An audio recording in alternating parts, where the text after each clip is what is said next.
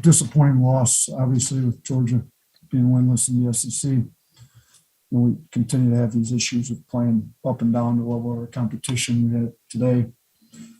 I think we got outscored in the last two media segments by 10. I think it was 24-14. So last game we didn't have good starts. This game we didn't close well.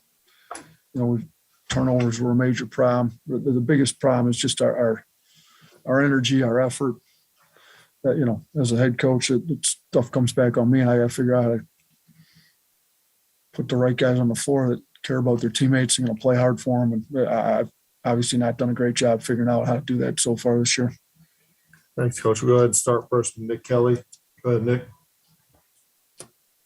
Yeah, you mentioned the turnovers. I mean, what do you think is the source of that, or what's fixable there? Yeah, I'm looking right now. Like some of them were just. I thought we were careless. We weren't locked into the game like we needed to be.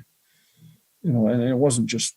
Shaq had 5, but I thought Shaq, outside of his turnovers, was pretty good. I mean, defensively, he played hard. He made shots for us, but it's 3 by Rowe, 2 by Charles, 2 by JD, 2 by Keon, 2 by Noah, 2 by JQ. It's just everybody. So, and it's not like they forced a ton. They only had 5 steals. There's a lot of unforced turnovers, throwing the ball out. To me, when you just lose yourself in the game, a lot of that stuff takes care of itself. When you're so concerned with, I think, the wrong stuff in some cases, I think we had some guys worried about. I think you're just not playing the hard, aggressive downhill. I thought we had some hard playing guys out there tonight, but some of the turnovers were a little mind-boggling. I don't have an answer on some of them, to be honest with you. I'm going to have to look at the film on some of them. But there was a variety of stuff, throwing the ball out of bounds. We had some charges. We knew that they would take charges. So some of that's maybe too aggressive. But, we've got to clean them up. It's hard to win a game with 19 turnovers. Mike Rodak.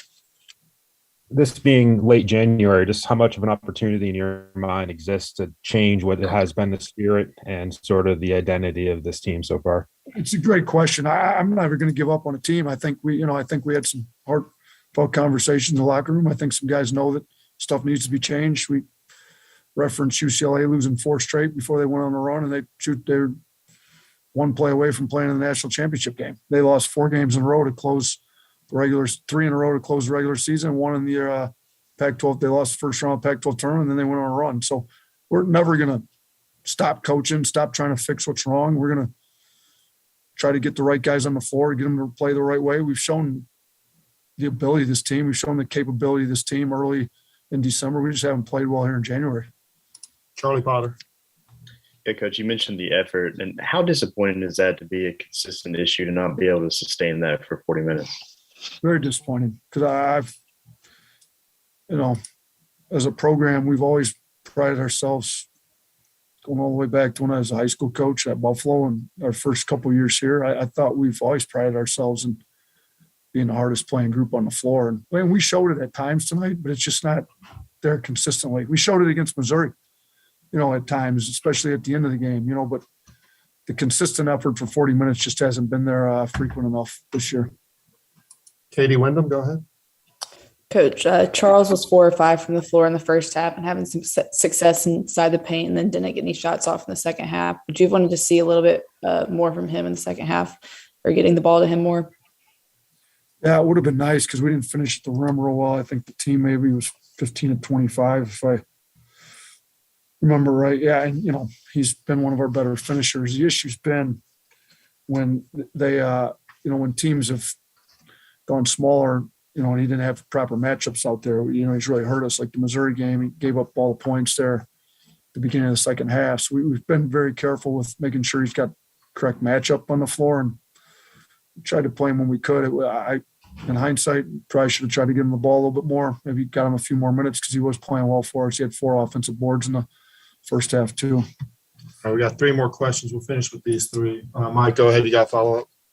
Yeah, just wanted to ask him about Darius and how he's doing. Looks like his knee.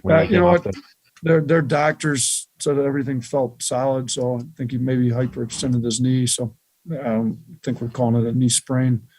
I'm not sure what the time frame would be, but they didn't think there was any ligament damage or anything like that based on the doctors here. I'm sure they'll get an MRI back in Tuscaloosa tomorrow morning. Talking a little trash on the field? Yeah, we get it. Trashing the state with litter? That's terrible. Keep it clean. Keep Alabama beautiful.